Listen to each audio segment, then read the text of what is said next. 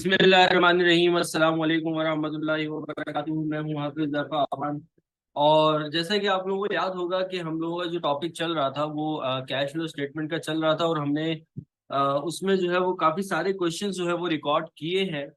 आज हम लेक्चर्स, हमारे लाइव क्लासेस हो रही थी और उसके अंदर हमने काफ़ी सारे क्वेश्चंस को रिकॉर्ड किया था, और लेक्चर्स भी हमारे लाइव हुए थे। अब जो है आज हम एक और क्वेश्चन जो है वो डिस्कस करने जा रहे हैं, 2015 रेगुलर। और क्वेश्चन नंबर नाइन नहीं, सॉरी, लेक्चर नंबर 9 है हमारा। और क्वेश्चन नंबर 2 है, जो कि आप लोगों के सामने स्क्रीन पे नजर आ रहा होगा। तो आज का जो टॉपिक है हमारा कैश फ्लो स्टेटमेंट का, स्टार्ट करते हैं। और पेपर्स करीब है बच्चों, पढ़ना स्टार्ट कर दो सही से। तो क्वेश्चन को हम स्टार्ट करते हैं।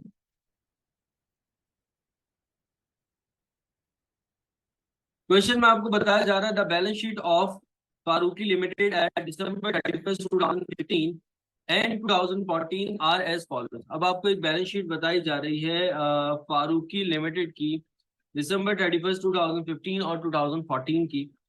कह रहे हैं कि इक्विटी सेक्शन के अंदर ये 2015 और ये 2000 क्या हो गया, 14 हो गया। जैसे कि आप लोगों को पता है कि जो 2015 होगा वो क्या होगा, हमारे लिए एंडिंग हो जाएगा, ठीक है। और जो 2014 होगा वो क्या होगा, हमारे लिए ओपनिंग हो जाएगा। जो पिछला साल होगा वो हमारे लिए ओपनिंग होगा, जो करंट ईयर चल रहा होगा वो हमारे लिए क्या होगा, एंडिंग होगा। तो फिर आगे आपको बता रहे हैं कि शेयर कैपिटल बताया 7 लाख से 8 लाख हुआ है। रिटेन अर्निंग बताया 1,70,000 से 20,000, यानी कि रिटेन अर्निंग हमारी डिक्रीज हो रही है। फिर उसके बाद जो है 10% डिबेंचर्स पेबल बताया जा रहा है आपको, 1,22,000 और 1 लाख। ये लाइबिलिटी है हमारी, डिक्रीज हो रही है। अकाउंट पेबल जो है वो 18,000 से 20,000, ये लाइबिलिटी हमारी इंक्रीज हो रही है। एसेट्स वाली साइड पे आओ तो मशीनरी आपको 2,50,000 से 3,50,000 बताई जा रही है, यानी कि मशीनरी आपकी इंक्रीज हो रही है। और अगर आपकी मशीनरी इंक्रीज हो रही है तो इसका मतलब आपने इसको परचेज किया। फिर उसके बाद जो है आगे बता रहे हैं, अलाउंस फॉर डेप्रिसिएशन मशीनरी 50,000 से 75,000, ये भी इंक्रीज हुआ है, क्योंकि ऑब्वियस सी बात है, एसेट्स को जब आप इस्तेमाल करते हो तो इस्तेमाल करने से उनका जो डेप्रिसिएशन होता है, तो डेप्रिसिएशन जो है वो आपका इंक्रीज हो रहा है।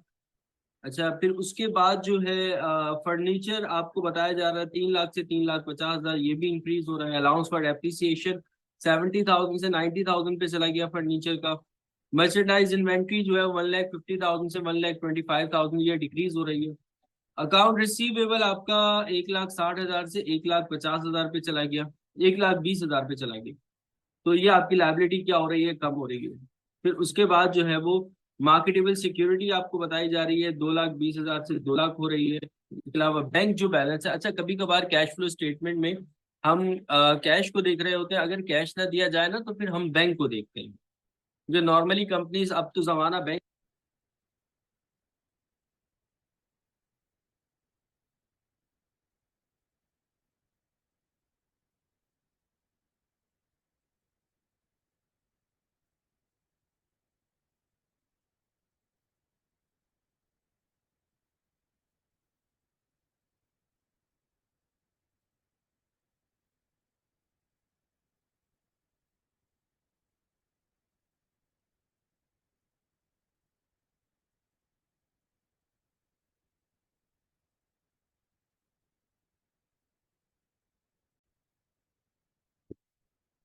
तो कंपनी का ये बताया जा रहा है कि the company sold marketable security of ₹40,000 for ₹50,000। Company जो है वो अपनी मार्केटेबल सिक्योरिटी जो है वो 40,000 वाली 50,000 में क्या कर रही है, सेल कर रही है। फिर उसके बाद आगे कह रहे हैं, it also sold furniture costing ₹10,000 for ₹7,000।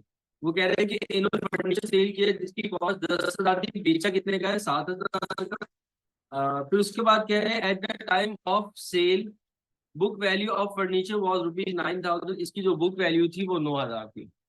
तो यहाँ पर हम एसेट को सेल भी कर रहे हैं तो इसकी वर्किंग भी करेंगे, और इसकी वर्किंग मैंने अपने 2 लेक्चर्स के अंदर डिटेल में बताई है आप लोगों को। इससे पिछले भी जो लेक्चर्स हुए हैं उसमें मैंने डिटेल में बताई है, अगर आप किसी एसेट को सेल कर रहे होते हो तो उसमें लॉस और गेन भी जाता है, ये सारी वर्किंग होती है। तो चलते हैं अब अपने क्वेश्चन की तरफ, वो क्वेश्चन को सॉल्व करते हैं। इसमें डिविडेंड वगैरह हमें नहीं बताया जा रहा क्वेश्चन के अंदर। तो अब हम अपने क्वेश्चन को सॉल्व करते हैं। क्वेश्चन को सॉल्व करने से पहले एक दो काम कर लेते हैं। अगेन एसेट को जो हमने सेल किया है उसकी वर्किंग कर लेते हैं। अब जब एसेट को सेल किया जा रहा होता है तो आप सब बच्चों को पता है, क्योंकि मैंने बहुत ज्यादा डिटेल में इनके ऊपर लेक्चर्स जो है वो अपलोड कर रखे हैं, कि जब भी आप एसेट को सेल करते हो तो दो टी अकाउंट्स आप लोग बनाते हो। अब वो दो टी अकाउंट्स किस चीज के होते हैं? एक तो उस एसेट का टी अकाउंट बनाते हो, और दूसरा आप उसके डेप्रिसिएशन का टी अकाउंट बनाते हो। दो टी अकाउंट बनाते हो आप लोग। अब वो दो टी अकाउंट कौन से होते हैं? एक आप उसके एसेट का, जिस एसेट को सेल किया जा रहा है उस एसेट का टी अकाउंट बनाते हो, और साथ साथ में उस एसेट के डेप्रिसिएशन का, या जो आपने उसका प्रोविजन रखा है डेप्रिसिएशन का, उस प्रोविजन का टी अकाउंट बनाते हो, यानी कि अलाउंस फॉर डेप्रिसिएशन का टी अकाउंट बनाते हो। तो दो वर्किंग होगी यहाँ पे। ठीक है। तो एक तो काम ये हो गया, और दूसरा ये कि जब हम एसेट को सेल कर रहे होते हैं तो सेल करते वक्त उस एसेट पे हमें या तो प्रॉफिट हो रहा होता है या तो लॉस हो रहा होता है।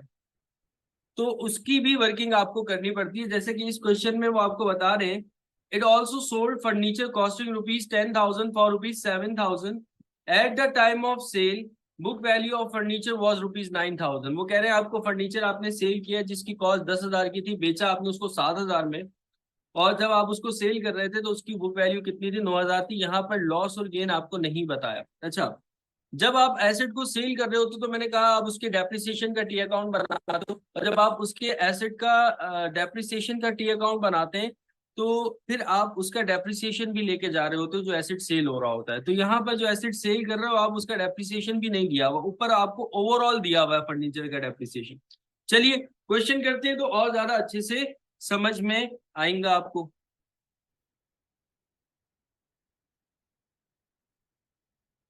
तो पहले दो टी अकाउंट बना रहा हूँ, एक एसेट के डेप्रिसिएशन का और साथ साथ जो है वो उस एसेट का।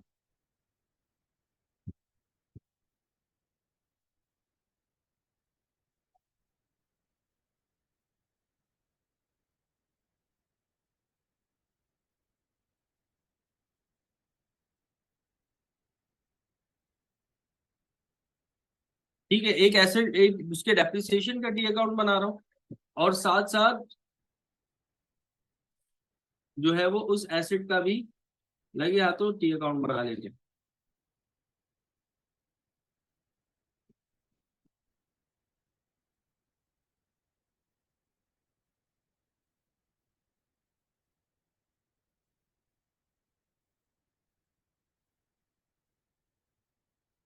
ठीक है, तो दो टी अकाउंट बना रहे हैं। एक जो है वो एसेट के डेप्रिसिएशन का, यानी कि अमाउंट्स फॉर डेप्रिसिएशन फर्नीचर, और फर्नीचर का, दोनों के टी अकाउंट बनाएंगे। जब भी एसेट को सेल करो तो बेटा ये अकाउंट लाजमी बना लेना। दो लेजर मैंने बना दिए, अलाउंस फॉर डेप्रिसिएशन का और साथ साथ फर्नीचर का। अच्छा, और एक और साथ में मैं वर्किंग भी करूंगा लॉस और गेन की, जो एसेट हम सेल कर रहे हैं, क्योंकि हमें उस एसेट को दिखाना है, उसके लॉस और गेन को भी हमने अपनी नॉन कैश एक्टिविटीज के अंदर, नॉन कैश एक्सपेंसेस में शो करना होता है। तो उसकी भी वर्किंग कर रहा हूँ। तो साथ साथ मैं एक और वर्किंग कर रहा हूँ, कैलकुलेशन फॉर लॉस और गेन, यहाँ पर कैलकुलेशन फॉर लॉस और गेन। अभी हमें नहीं पता के बाद क्वेश्चन बता भी दिया जाता है आपको लॉस और गेन का। अगर नहीं बता रहा हो तो फिर आप वर्किंग करोगे, जैसे कि इस क्वेश्चन में नहीं बता रहा। तो पहले मैं लॉस और गेन की वर्किंग कर रहा हूँ। लॉस और गेन की वर्किंग में क्या होता है बेटा? सबसे पहले आप लिखते हो एसेट की कॉस्ट, कि एसेट कॉस्ट कितनी है। ठीक है, तो एसेट की कॉस्ट, जो आप फर्नीचर सेल कर रहे हो उसकी कॉस्ट कितनी है? 10,000। तो हमने उसकी कॉस्ट लिखी 10,000। फिर आप उसमें से लेस करवा दोगे,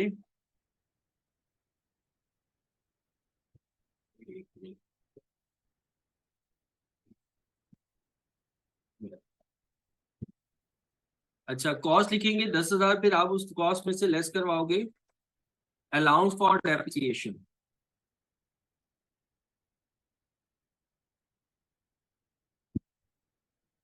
ठीक है, और फिर आपके पास आ जाती है बुक वैल्यू, और फिर आप उसमें से लेस करवाते हो मार्केट वैल्यू जितने का आपने उसको बेचा है।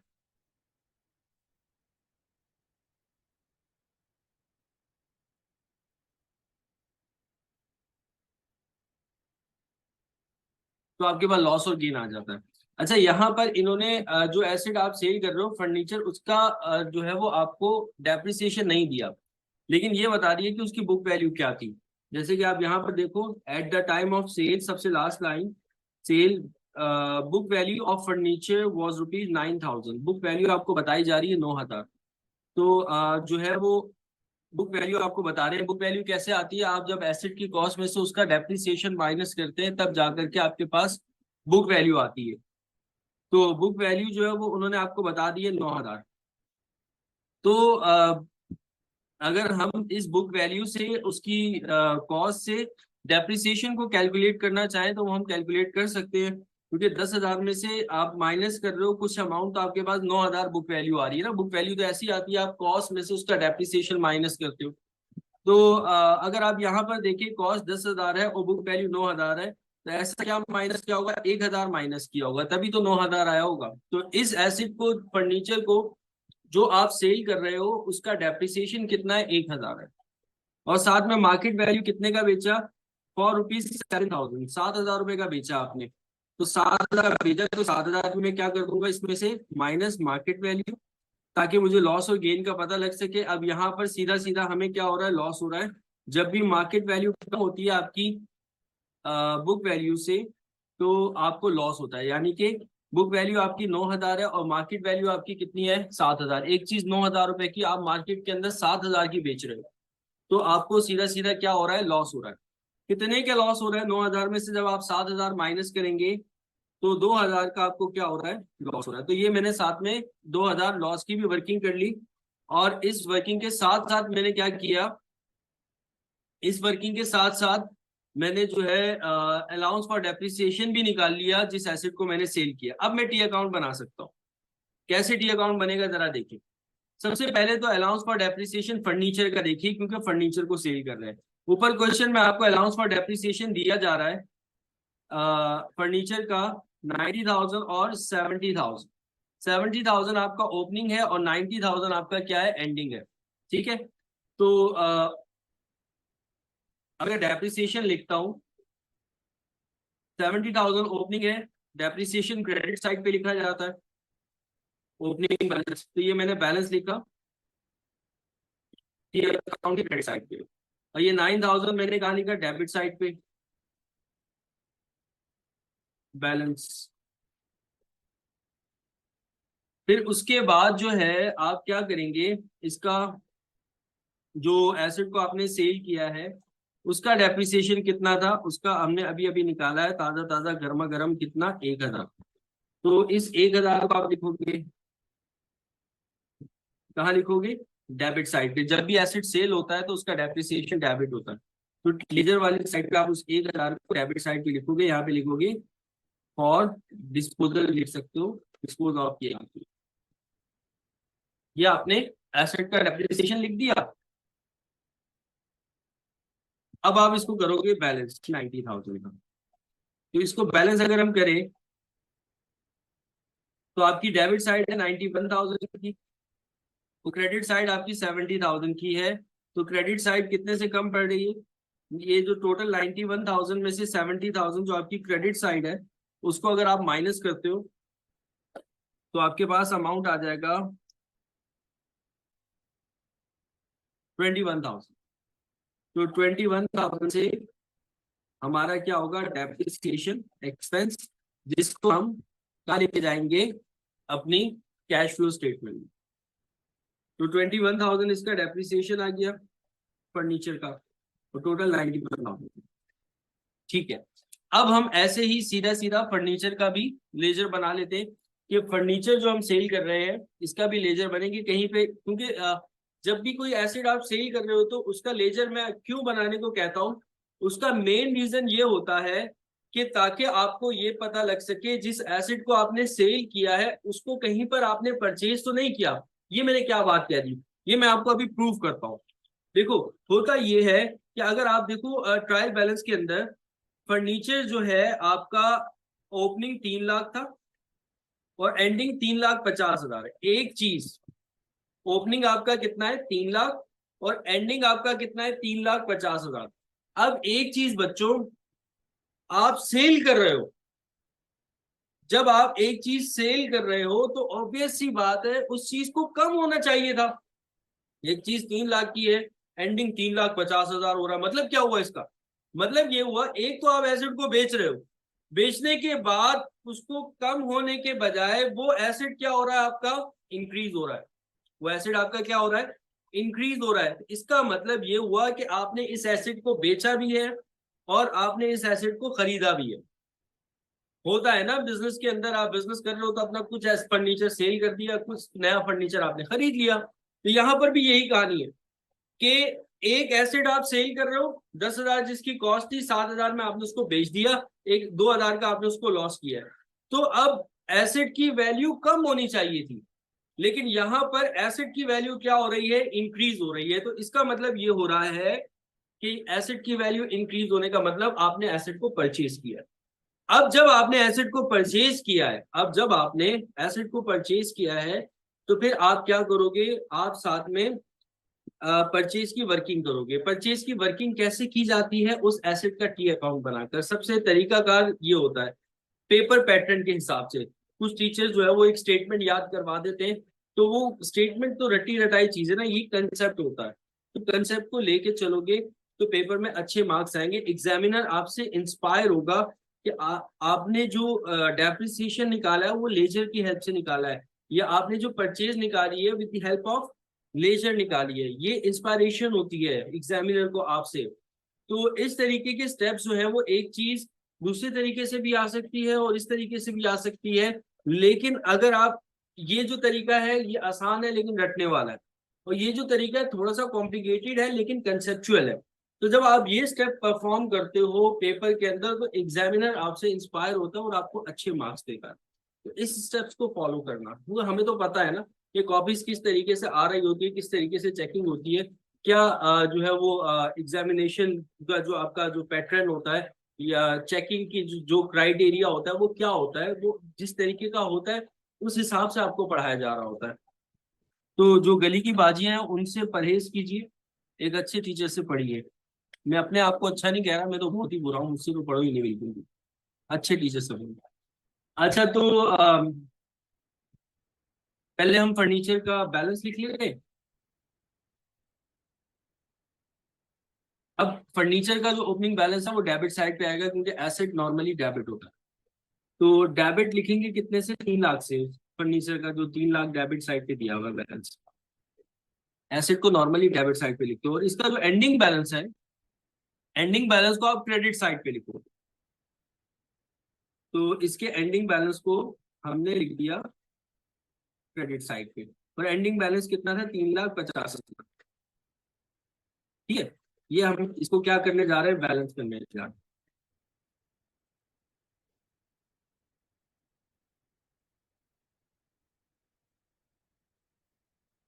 अब बैलेंस कैसे करेंगे, एक तो इसके अंदर ये आपने ओपनिंग और एंडिंग को रिपोर्ट करना है, साथ में जो आपने एसेट को सेल किया है उसको भी रिपोर्ट करना। अब दोबारा मैंने आप लोगों को डिटेल में पढ़ा दिया ये सारी चीजें।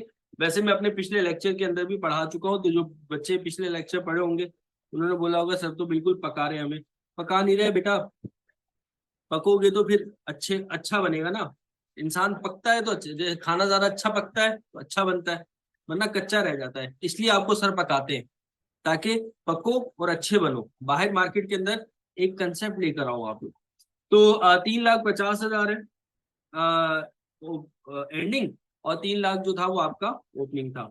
फिर उसके बाद जो आपने एसिड सेल किया उसकी कॉस्ट कितनी थी, जो बच्चों आप एसिड सेल कर रहे हो उसकी कॉस्ट थी 1,10,000।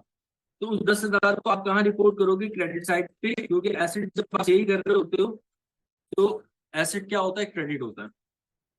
फिर उसके बाद जो है अब इसको बैलेंस करो। अब ये वाली अब आपकी क्रेडिट साइड है 3,60,000, क्योंकि 3,50,000 एंडिंग और 10,000 आपका क्या हो गया सेल वाला। ये कॉस्ट से रिपोर्ट होगा, लेजर के अंदर चीज कॉस्ट से रिपोर्ट होगी, ये भी याद रखिएगा। तो इसको हम क्या कर लेते, प्लस कर लेते, तो कितना हो जाएगा 3,60,000, और यहाँ पर भी कितना हो जाएगा 3,60,000। तो अब 3 लाख में से 3,60,000 माइनस करोगे तो आपकी डेबिट साइड 60,000 से कम पड़ रही है, इसका मतलब आपने एसेट को क्या किया है, परचेज किया। ठीक है, तो हमेशा डेबिट साइड अगर कम पड़ेगी तो आपने एसेट को परचेज किया, क्रेडिट साइड कभी कम नहीं पड़ेगी, हमेशा डेबिट साइड कम पड़ेगी। तो अब हमें ये पता लग गया, देखो ये 3 वर्किंग से क्या हमें पता लगा, इन 3 वर्किंग से हमें ये पता लगा, पहली वर्किंग जो हमने डेप्रिसिएशन की उससे हमें ये पता लग गया कि हमने डेप्रिसिएशन को कितना रिपोर्ट करना है। दूसरी वर्किंग से हमें ये पता लग गया कि हमने परचेज कितनी रिपोर्ट करनी है। तीसरी वर्किंग से हमें ये पता लग गया कि हमने लॉस को कितना रिपोर्ट करना है। तो अब चलते हैं हम कैश फ्लो स्टेटमेंट में। कैश फ्लो स्टेटमेंट बनाने से पहले आप क्या करोगे, कैलकुलेशन करोगे नेट इनकम की। तो अब वो भी कर लेते हैं हम, calculation of net income. Question इतना मुश्किल नहीं है, ये मैंने डिटेल में जाकर समझाया, इस वजह से आप लोगों को थोड़ा बड़ा लग रहा होगा। क्वेश्चन बहुत आसान है कैश फ्लो का, यही सारी चीजें मुश्किल होती है, हर दफा यही आ रही होती है।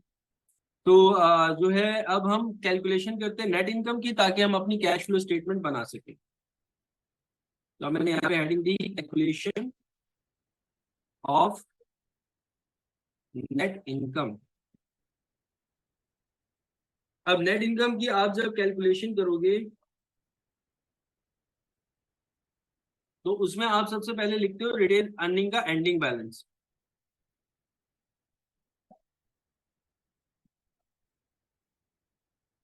Retain earning ending. अब रिटेन अर्निंग का एंडिंग क्या है,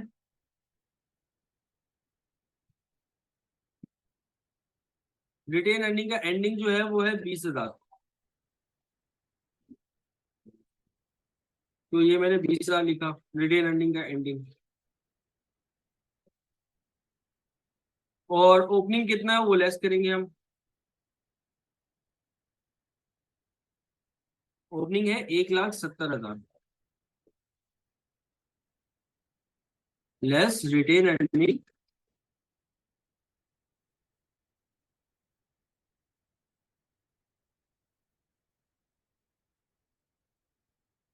ओपनिंग, वो है 70,000।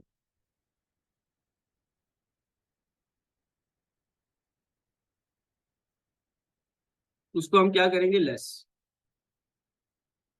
तो हमारे पास जो बैलेंस आएगा 20,000 में से अगर 70,000 माइनस करते हैं तो हमारे पास बैलेंस आएगा 50,000। लेकिन 50,000 किस तरह नेगेटिव आएगा, ठीक है, क्योंकि 20,000 में से अगर आप 70,000 माइनस कर रहे हो तो 20,000 आपका नेगेटिव चला जाएगा। अच्छा, ये जो रिटेन अर्निंग का ओपनिंग बैलेंस है वो 1,70,000 है, 70,000 नहीं है। तो यहाँ पर मैंने 70,000 गलती से लिख दिया था, 1,70,000 है। तो 1,70,000 जब 20,000 में से माइनस होगा तो कितना आएगा, 20,000 में से माइनस करें अगर हम 1,70 तो 1,50 आएगा। तो 50,000 नहीं आएगा, बल्कि कितना आएगा 1,50,000।